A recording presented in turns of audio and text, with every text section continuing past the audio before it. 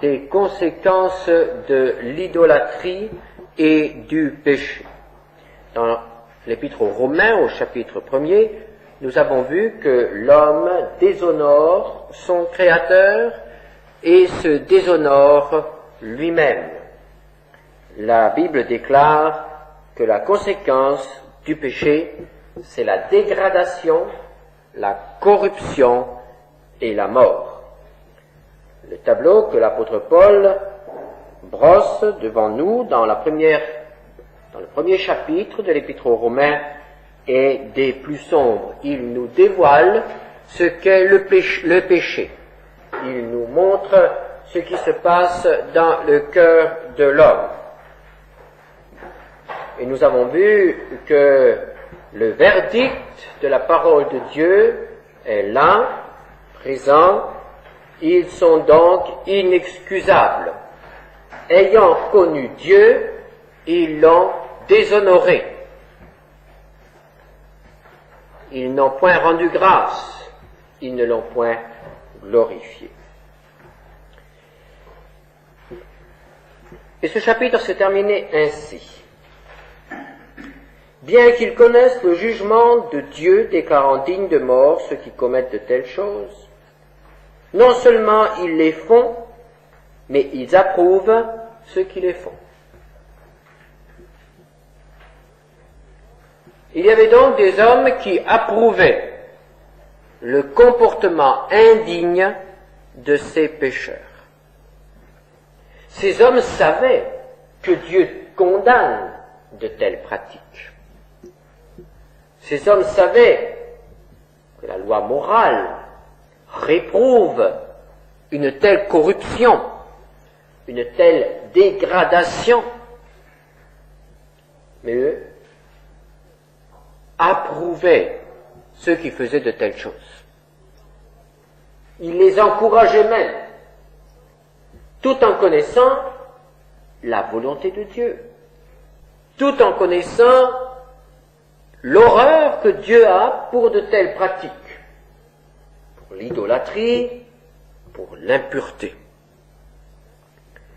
Ce qui place ces hommes, qui appellent bien ce qui est mal, en opposition ouverte avec Dieu. Ce sont des rebelles.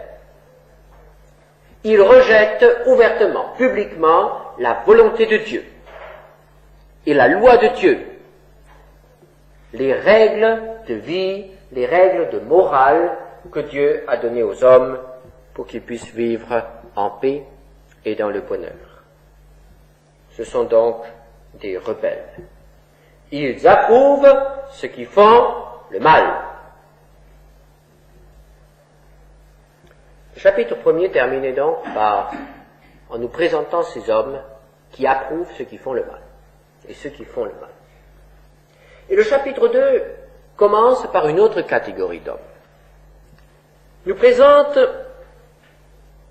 des hommes auxquels l'apôtre Paul s'adresse ainsi. Chapitre 2, verset 1. Ô homme, qui que tu sois, toi qui juges, tu es donc inexcusable, car en jugeant les autres, tu te condamnes toi-même, puisque toi qui juges, tu fais les mêmes choses. Cet homme-là connaît aussi la volonté de Dieu. Cet homme-là sait que Dieu réprouve le péché. Cet homme-là a donc une grande connaissance de Dieu et de sa volonté. Peut-être plus grande que l'homme dont nous avons parlé la dernière fois. Et cet homme prend ouvertement parti pour Dieu. Cet homme se met du côté de Dieu. Tout au moins fait semblant de se mettre du côté de Dieu. Et pour cela, condamne ceux qui font le mal. C'est l'homme qui, extérieurement, ne pratique pas le mal, Et quand il s'entretient avec ses semblables, il parle du mal que commettent les autres en les réprouvant. Au verset 2, nous savons en effet que le jugement de Dieu contre ceux qui commettent de telles choses est selon la vérité. Voilà à peu près ce que disent les hommes, ces hommes-là. Ils disent Dieu réprouve ces choses et Dieu va les juger. Et eux-mêmes jugent ces hommes et se mettent à la place de Dieu et jugent ces hommes et condamnent ces hommes et critiquent ces hommes qui vivent dans le péché. Pourquoi cela? Ils croient que cela suffit pour les mettre à l'abri de la colère de Dieu. Ils croient que c'est suffisant pour vivre une vie agréable à Dieu. Car en réalité, ce que les autres font ouvertement, eux, ils le font en secret.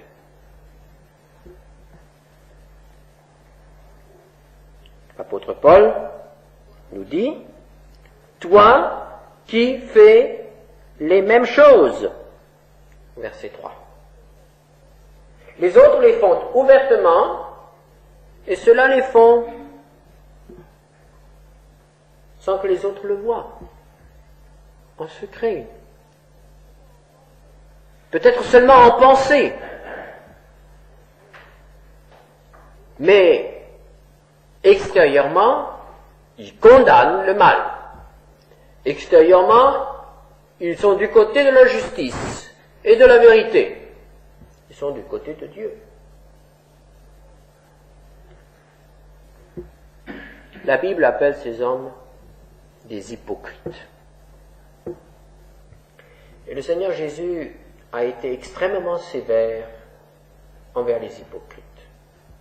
Le Seigneur Jésus a pris ces hommes à partie, notamment dans Matthieu 23, où il dit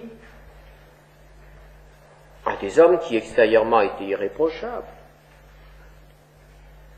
à partir du verset 25, « Malheur à vous, scribes et pharisiens hypocrites, parce que vous nettoyez le dehors de la coupe et du plat, et qu'au-dedans, ils sont pleins de rapine et d'intempérance. Pharisiens aveugles, nettoie premièrement l'intérieur de la coupe et du plat, afin que l'extérieur aussi devienne net. Malheur à vous, scribes et pharisiens hypocrites, parce que vous ressemblez à des sépulcres blanchis qui paraissent beaux au dehors et qui au dedans sont pleins d'ossements de mort et de toute espèce d'impureté. Vous de même, au dehors, vous paraissez justes aux hommes, mais au dedans, vous êtes pleins d'hypocrisie et d'iniquité.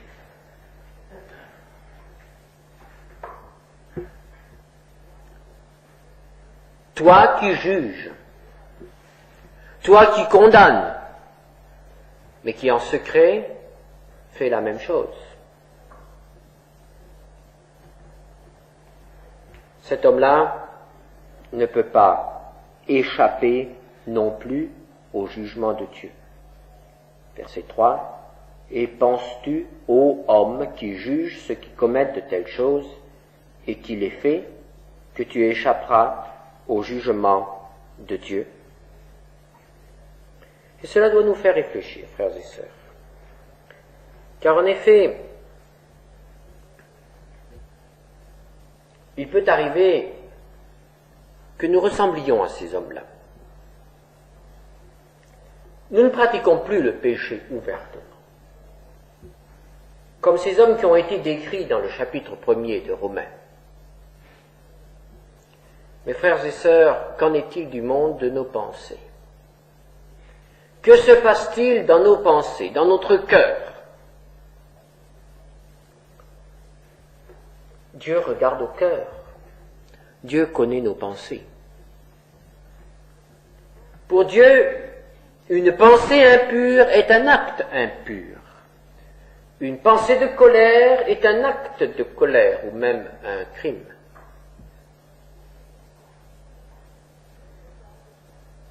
Dieu regarde au cœur. Dieu regarde, Dieu connaît nos pensées.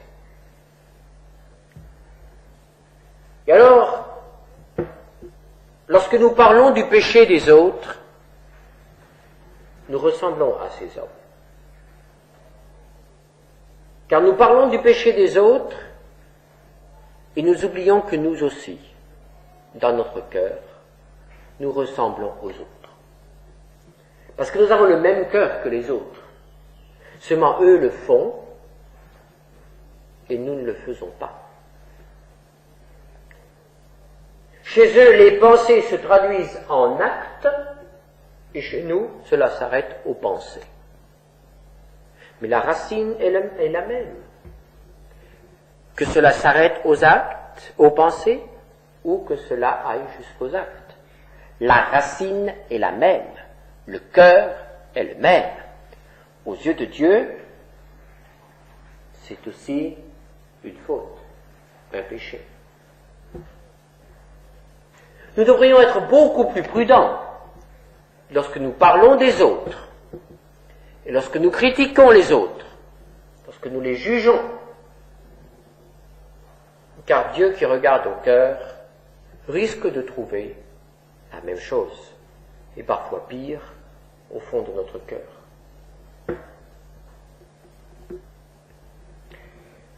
Ces hommes-là avaient donc une vie morale apparente. Nous pouvons dire que c'était des braves gens. C'était des gens honnêtes, des gens respectables. Une certaine élite. Et aussi, eux-mêmes pouvaient se faire des illusions, puisque ne faisant pas le mal, ils pouvaient penser que Dieu les approuvait. Et même il semble qu'ils étaient renforcés dans cette pensée par certaines bénédictions de Dieu. En effet, lorsqu'il est question ici, dans le chapitre 1er, de la colère de Dieu qui se manifeste contre tous ceux qui font le mal, ici au chapitre 2, il est question de la bonté de Dieu, de la patience de Dieu, de sa longanimité. Ces gens-là vivent une vie tranquille. Ces gens-là reçoivent de Dieu bien des choses. Et ils peuvent dire, regardez, Dieu me bénit. J'ai ceci, je réussis dans mes affaires, je réussis dans ma famille, je vis en paix avec mes voisins, Dieu me bénit. Oui, il y avait là des dons de Dieu, des dons de l'amour de Dieu. Mais ce qui est don de l'amour de Dieu, eux l'interprètent comme une preuve de l'approbation de Dieu. Et là, nous devons faire la distinction.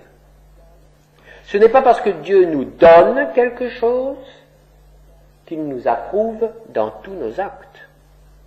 Le Seigneur Jésus a dit, Dieu fait lever le soleil sur les bons et sur les méchants.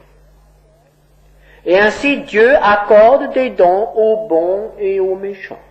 Et ce n'est pas parce qu'il m'accorde quelque chose qu'il est d'accord avec tout ce que je fais, dis et pense. Les dons de Dieu ne sont pas la preuve que Dieu est d'accord avec moi. Absolument pas.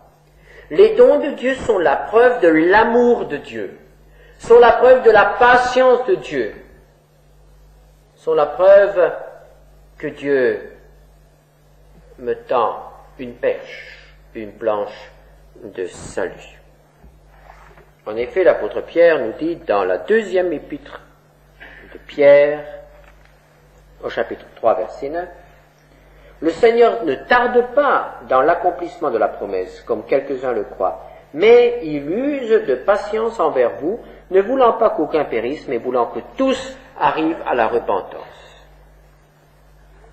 Pour les uns, Dieu emploie la manière forte, les épreuves, pour les amener à la repentance. À d'autres, il tend la main de l'amour. Il les bénit. Il emploie le moyen de sa bonté. Mais le but est le même. Que ce soit l'épreuve, que ce soit la bénédiction, Dieu veut nous amener à la repentance. Dieu veut nous amener à reconnaître que nous sommes mauvais et qu'il nous aime. Et il veut nous amener à capituler devant lui, soit par le châtiment, soit par sa bonté.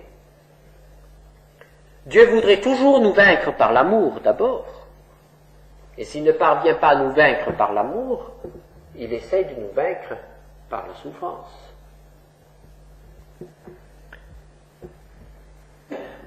Verset 4.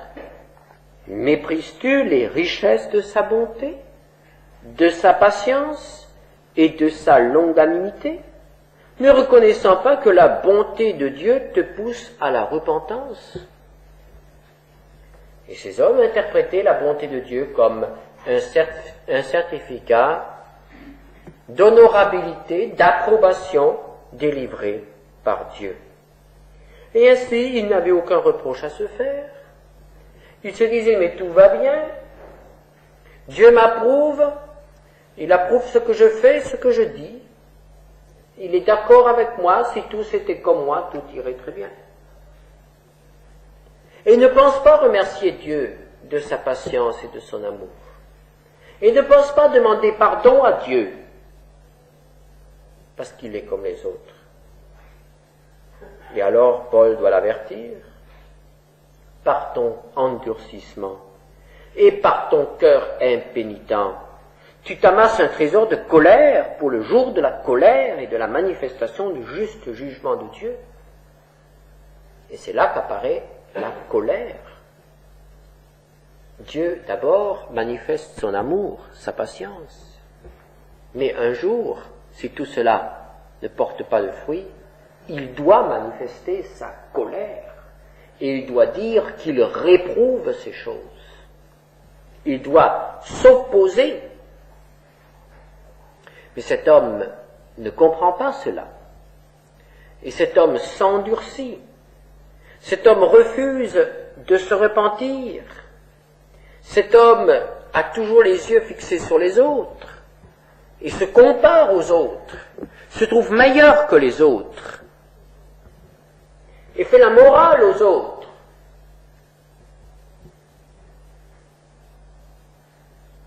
Et son cœur est dur comme la pierre. Finalement, il sera lui aussi atteint par le jugement de Dieu. Et quel est ce jugement de Dieu? Comment Dieu juge-t-il les hommes? Au verset 6, il rendra à chacun selon ses œuvres. Tous les jugements de Dieu concernent les œuvres des hommes. C'est une loi constante. Dieu juge les hommes d'après leur comportement, d'après les résultats de leur vie.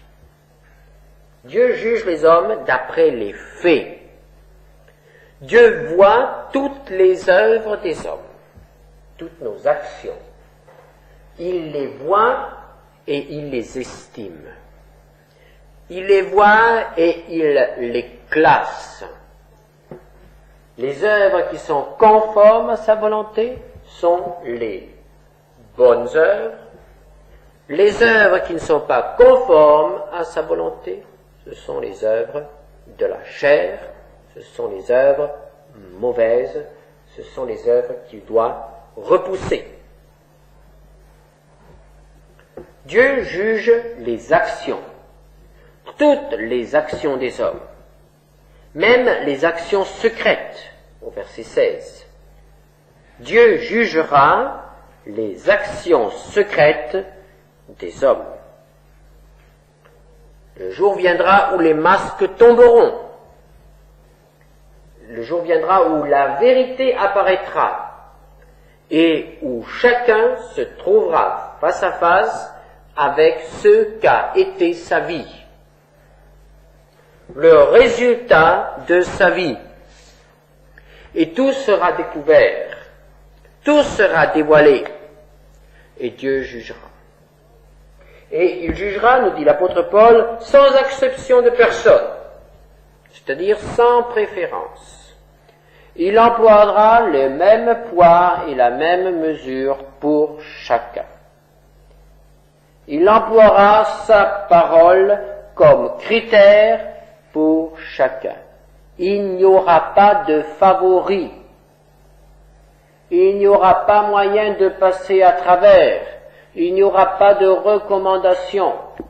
Même si vous avez été un grand ami d'un grand homme de Dieu, cela ne servira à rien. Ce grand homme de Dieu ne peut rien faire pour vous au jour du jugement. Il n'y a pas de recommandation dans le royaume de Dieu. Dieu jugera chaque homme avec équité, exactement d'après ses œuvres. Il n'y aura pas deux poids ni deux mesures. Ce sera la même chose pour tous.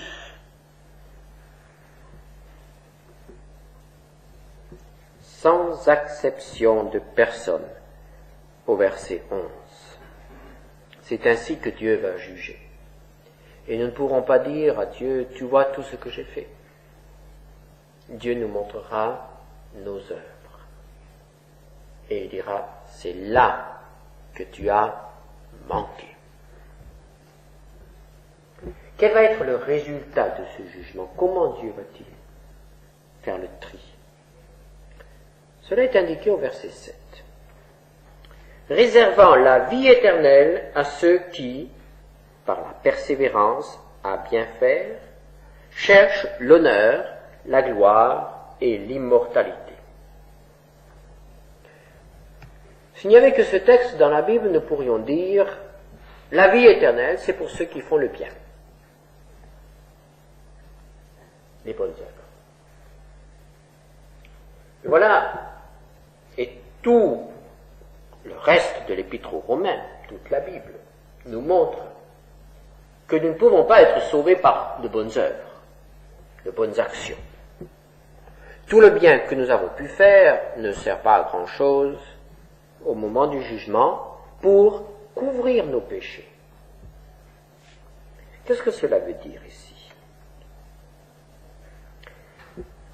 Dans ce verset 7, la vie éternelle est réservée à ceux qui cherchent l'immortalité. C'est-à-dire à ceux qui savent qu'il y a un au-delà et à ceux qui veulent être sauvés. Dieu donne la vie éternelle à ceux qui cherchent l'immortalité, c'est-à-dire à ceux qui cherchent le salut. Et dans la Bible, nous voyons toujours que Dieu dit « Je me laisserai trouver par celui qui me cherche, s'il me cherche de tout son cœur. » La vie éternelle est pour celui qui cherche Dieu. Et évidemment qui cherche assez longtemps pour le trouver.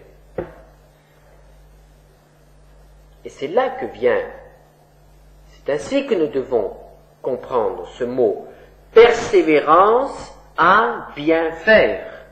Il faut persévérer dans cette recherche de Dieu, jusqu'à ce que nous l'ayons trouvé, jusqu'à ce que le Saint-Esprit ait pu faire en nous le travail de la régénération.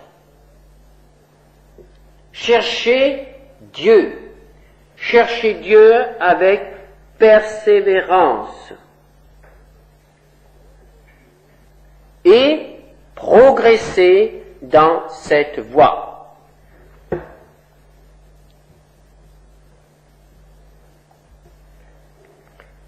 C'est cela, faire le bien, faire les œuvres que Dieu demande. Un jour, des hommes sont venus trouver le Seigneur pour lui demander, mais qu'est-ce que Dieu attend de nous? Quelles œuvres devons-nous faire pour que Dieu nous accepte? Et Jésus leur a répondu d'une manière très précise, qui correspond tout à fait avec ce que l'apôtre Paul dit ici. Dans Jean 6, verset 29, l'œuvre de Dieu, c'est-à-dire, si vous voulez faire les œuvres que Dieu attend de vous, l'œuvre de Dieu, c'est que vous croyez en celui qui l'a envoyé. Voilà ce que Dieu attend de vous, ce que vous devez faire. Vous devez croire. Croire que Dieu a envoyé Jésus de Nazareth, qui est son Fils, et qui est mort pour nous sur la croix, et qui est ressuscité pour nous, qui est vivant maintenant pour nous, qui est assis à la droite de Dieu pour nous. Il est notre Sauveur. Si nous croyons en lui, nous faisons ce que Dieu attend de nous. C'est une bonne chose de croire ainsi en Jésus-Christ. Et c'est une mauvaise chose de ne pas croire en lui. Et c'est de ces deux racines que sortent les bonnes œuvres et les mauvaises œuvres. Tout ce qui est fait dans la foi en Jésus-Christ est une bonne œuvre. Tout ce qui est fait dans l'incrédulité est une mauvaise œuvre aux yeux de Dieu. Aux yeux des hommes, cela peut être une bonne œuvre, mais aux yeux de Dieu, c'est une mauvaise œuvre, car elle est le fruit de l'incrédulité. La vie éternelle est pour ceux qui agissent dans la foi. La vie éternelle est accordée à celui qui croit. La Bible est tout à fait claire là-dessus. Et il ne peut y avoir aucune confusion. C'est ainsi que Dieu va juger. Et de l'autre côté, au verset 8 et 9, mais l'irritation et la colère à ceux qui, par esprit de dispute, sont rebelles à la vérité et obéissent à l'injustice. Tribulation et angoisse sur toute âme d'homme qui fait le mal, sur le juif premièrement, puis sur le grec. La colère de Dieu est sur ceux qui ont un esprit de dispute, un esprit de rébellion contre Dieu, de résistance au Saint-Esprit. Ils sont rebelles contre la vérité. Ils savent que Dieu attend quelque chose d'eux. Ils savent que Dieu veut que leur vie change, mais ils résistent à la volonté de Dieu. Et l'apôtre Paul dit ici, ils obéissent à l'injustice. Ce sont les œuvres mauvaises, les œuvres du mal, les œuvres qui sont inspirées par celui qui est appelé le malin. D'un côté, la vie éternelle à celui qui croit, de l'autre côté, l'irritation, l'angoisse, la tribulation éternelle à celui qui résiste à l'Esprit de Dieu.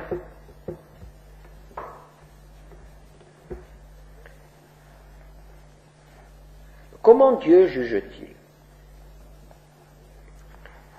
Son point de départ sera la loi. Au verset 12. Tous ceux qui ont péché sans la loi périront aussi sans la loi. Et tous ceux qui ont péché avec la loi seront jugés par la loi. Même dans les affaires humaines, le juge ne peut pas improviser. Il est l'homme de la loi.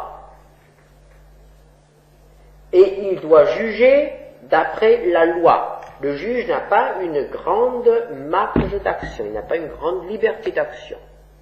Le juge est tenu par la loi écrite. Dieu jugera aussi d'après la loi. La loi écrite qui est la parole de Dieu. Dieu a donné une loi aux hommes. C'est une règle de conduite, une règle de vie. Et les hommes doivent se conformer à cette règle de conduite. Celui qui ne se conforme pas à cette règle de vie, Dieu le considère comme coupable. Coupable envers la société et coupable envers lui.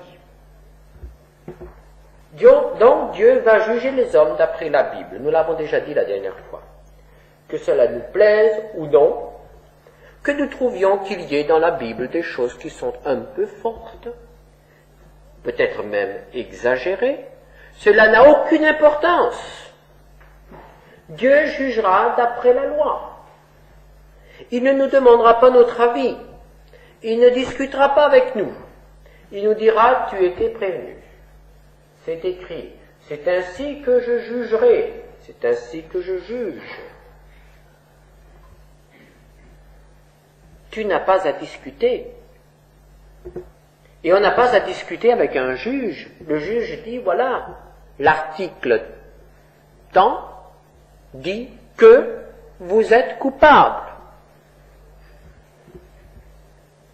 Vous avez enfreint tel article. Donc vous êtes coupable. Et Dieu dit, tu as enfreint tel commandement, tel précepte, tu es coupable. Donc Dieu va juger d'après la Bible. Et Dieu va juger aussi d'après la loi qui n'est pas écrite, mais la loi qui est innée. Ce sens de la justice qui est dans le cœur de chaque homme, même du sauvage. Ce sens que l'on appelle la conscience. C'est la loi écrite dans le cœur de l'homme. Et chaque homme a une conscience. Les indications de cette conscience peuvent être différentes suivant l'éducation reçue. Mais il y a quand même quelques principes de base et l'homme sait qu'il est coupable lorsqu'il enfreint ces principes de base qu'il connaît par sa conscience. Donc, aucun homme est sans loi. Et même ceux que nous rencontrons dans la rue, qui n'ont aucune connaissance de la parole de Dieu, nous pouvons être certains que les grands principes de la parole de Dieu sont écrits dans leur conscience. Nous pouvons donc partir de là. Et c'est de là que Dieu partira, lorsqu'il jugera leurs actions et leurs paroles. Alors il va juger, non d'après la connaissance que nous avons de la loi, mais d'après ce que nous faisons de la loi, au verset 13.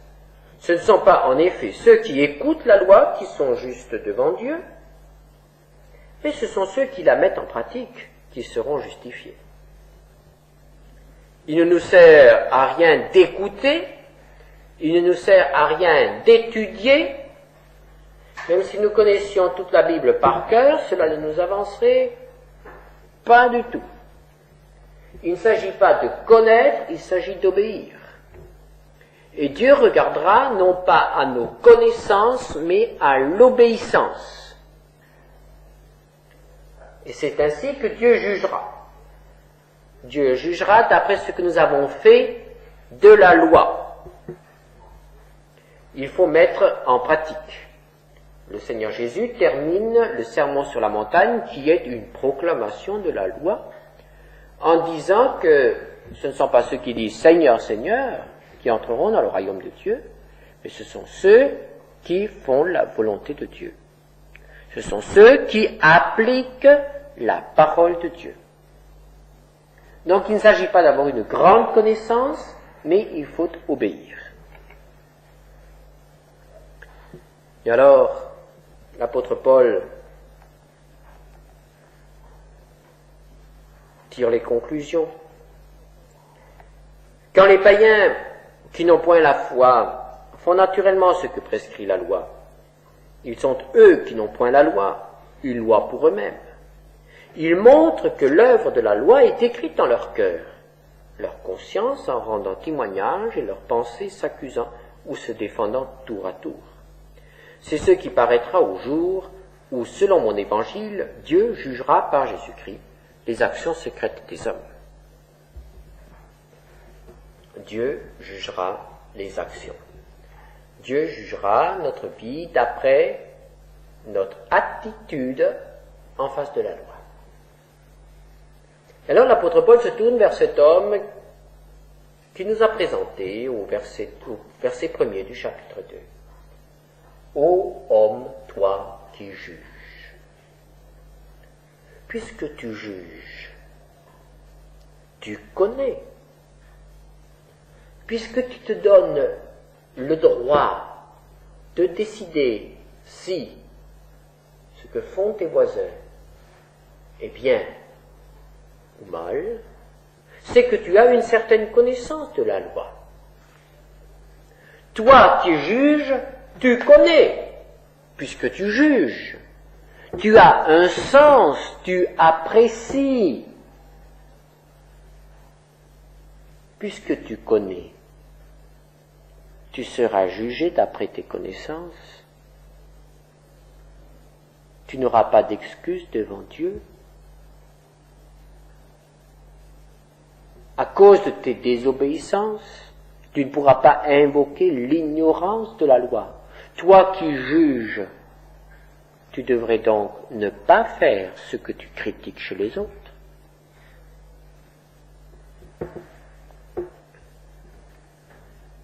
Tu juges les autres et en cachette tu fais la même chose. Tu connais la loi, tu ne pratiques pas la loi. Le verdict, tu es donc inexcusable.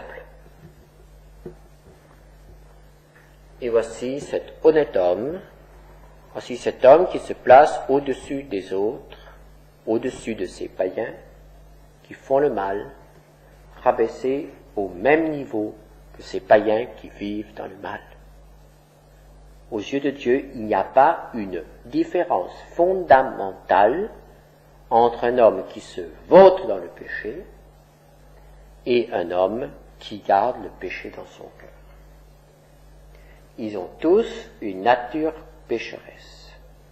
Et ce n'est pas en nous plaçant au-dessus des autres pour les juger et les condamner que nous échappons nous-mêmes à notre jugement. Ô homme, qui que tu sois, toi qui juges, tu es donc inexcusable. Le Seigneur nous préserve d'être de ces hommes qui jugent. Amen.